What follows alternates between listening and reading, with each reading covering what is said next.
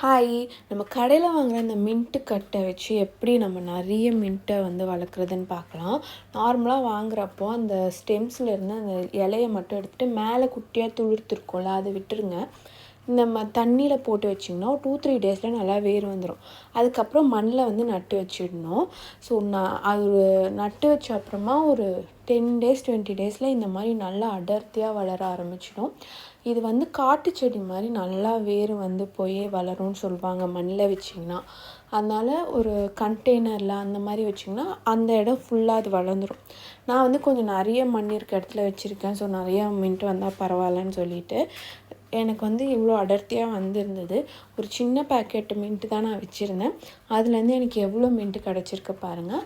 இது ரொம்ப ஈஸியாக வளரக்கூடிய, ரொம்ப கேர் கம்மியாக இருந்தாலே நல்லா வளரக்கூடிய பிளான்ட்டில் மின்ட்டு ஒன்று கண்டிப்பாக ட்ரை பண்ணி பாருங்கள். ரொம்ப ஈஸி.